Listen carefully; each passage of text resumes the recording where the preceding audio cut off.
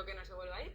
Estabas Vale. hablando de las capacidades, de las sensibilidades, Sí. de los cortes de lo sensible. Vale, esperemos que la luz esté ahí.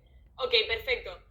Sí, para no meterme en mucho embrollo, porque realmente es que es muy complejo el concepto que él plantea, pero él propone la política como recortes de lo sensible, es decir, que en cada orden establecido tenemos como una serie de competencias, capacidades o sensibilidades que se visibilizan, es decir, que se legitiman o que se esperan de los sujetos que forman parte de ellas, ¿no? Y para poner un ejemplo así como más fácil, en las escuelas, es decir, como estudiantes, habría de alguna manera una serie de capacidades, de competencias o sensibilidades que se piden o que se visibilizan o que se dan lugar, ¿sí? Y en cambio habrían otras que quedarían ocultas, ¿no? Y siempre existen como unos márgenes, que es lo que plantea Rancière. O sea, el problema fundamental de Rancière en todo es la existencia de esos márgenes y lo que compromete que existan ese tipo de márgenes, ¿sí? Tal como lo refiere en política, dice, la política se refiere a lo que se ve y puede decir, a quien tiene competencia para ver y calidad para decir en función del lugar determinado que ocupa, ¿sí? Entonces, ¿qué pasa con estos lugares determinados que ocupamos? Que existen una serie de identificaciones, ¿sí? Yo como alumno me identifico a través de un modelo concreto, ¿sí? Ser alumno se identifica con tener una serie de competencias, con tener unos saberes concretos o ocupar un lugar concreto, ¿sí? Ser profesor ocuparía otro tipo de saberes, ocuparía otro tipo de roles, ¿sí? Hablando así como un poco, como os digo, para poder entender dónde sitúa este planteamiento. Entonces, tal y como él plantea el concepto de emancipación, a mí me parece muy interesante porque sale un poco de esa concepción, pues en fin, yo diría como más ilustrada, de que tiene que ver con esa idea de superarse, aprender por uno mismo, etc. Porque él lo plantea no como una emancipación intelectual, perdón, una emancipación más a nivel cognitivo, de superarse a uno mismo, sino que él plantea la emancipación como una desidentificación de los roles atribuidos a un orden existente, ¿sí? Como la desidentificación total de aquello que se espera de nosotros en cuanto a competencias, en cuanto a sensibilidades, en cuanto a formas de estar, ser y ver en un orden establecido, ¿sí? Llevándonos al ejemplo del alumno sería fantástico, o sea, ¿qué significaría ser alumno? Desidentificándome con aquello que se esperaría de mí como alumno. ¿Qué se espera de mí como pedagogo si puedo desidentificarme de ese concepto que me han, que ese orden me han impuesto, ¿no?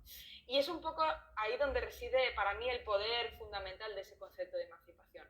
Porque no se trata de superar una cosa, no se trata sino de partir, incluso yo diría más, él propone la emancipación como un punto de partida, sí. Es un punto de partida, no es un lugar de llegada al que tengamos que poder llegar para ser grandes ilustrados. Hay que partir de ahí, hay que partir de ese reconocimiento de las capacidades para realmente ver que una vez reconocemos la agencia, la capacidad de obrar en el mundo, ¿qué puede pasar con esos sujetos cuando hacemos esto, ¿no? O sea, en fin, para mí, y os digo que esto, o sea, nosotros estamos como mucho más lejos de todo lo que habéis recorrido vosotros en Latinoamérica, no tiene nada que ver.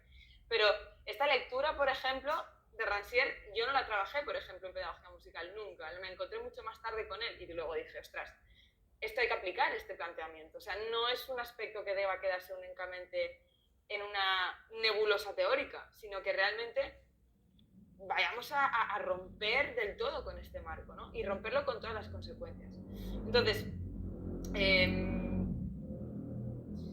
sí, simplemente, muy brevemente es lo que os decía, ¿no?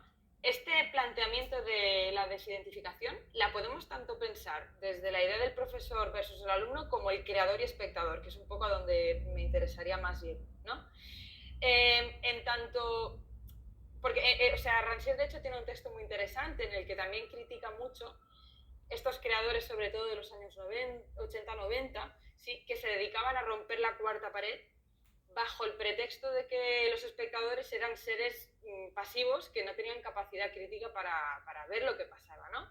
Entonces era necesario romper esa cuarta pared para realmente mostrarles lo que realmente, la potencia del teatro, ¿no? Y ahí sale pues desde el teatro de Bertolt Brecht como el teatro de Artaud, que son formas en realidad de generar rupturas o distanciamientos, pero que parten del presupuesto de que habría un sujeto ignorante que hay que despertarlo de su ensimismamiento, ¿no? Este modelo es perfectamente extrapolable a la idea también de ser profesor, ¿no?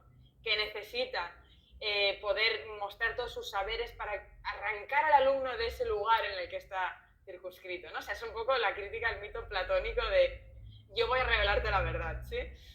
Pero llevado al espacio del teatro me parece que es súper interesante porque salir de este planteamiento nos ayuda a pensar las formas de teatralidad y las formas de relacionarnos con aquellos con quienes hacemos los proyectos de una manera totalmente distinta, ¿sí? De una manera en la que no tenemos que sacar a los niños, no tenemos que mostrarles los grandes valores, quizá no va por ahí la cosa, ¿no? Quizá hay que realmente romper ese tipo de modelos, ¿no? Quizá, como digo, hay que partir de presuponer la agencia y la capacidad de ese sujeto que mira o que actúa con nosotros. Porque al presuponer esa agencia y esa voluntad y esa capacidad de obrar, cambia mucho la capacidad de hacer proyectos críticos y creativos.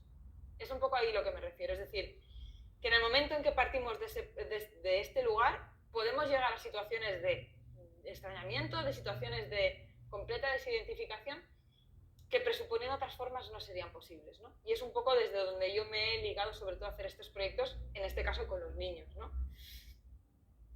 Entonces, partiendo de este planteamiento que os decía de Rancière, mi foco de trabajo durante estos años ha sido muy centrado en hacer proyectos dirigidos a niños.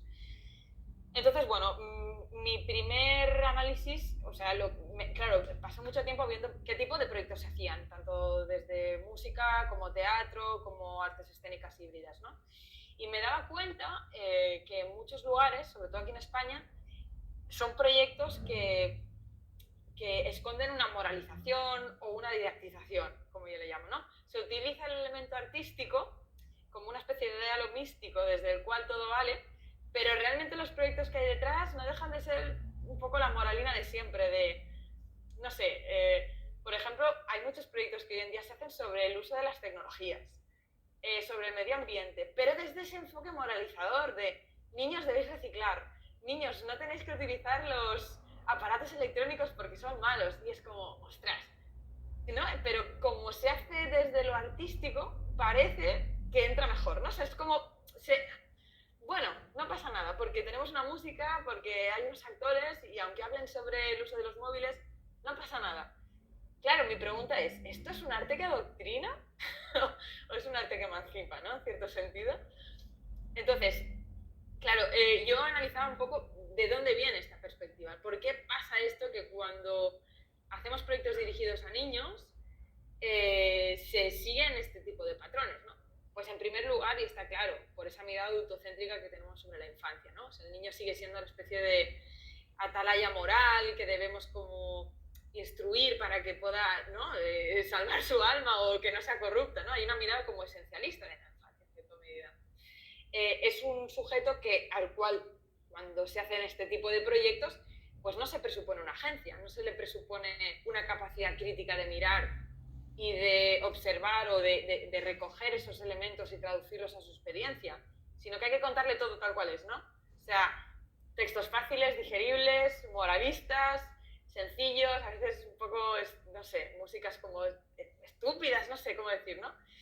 Pero parten, como digo, de ese presupuesto de no reconocer la agencia de los niños, reconocerlos como incapaces, ¿no? Exacto, totalmente. Claro, los niños son como la etiqueta donde todos son iguales y no habría ningún tipo de heterogeneidad entre ellos, ¿no? Y esa idea también, ¿no? Que de niño como sujeto a medio hacer, de camino al adulto, ¿no?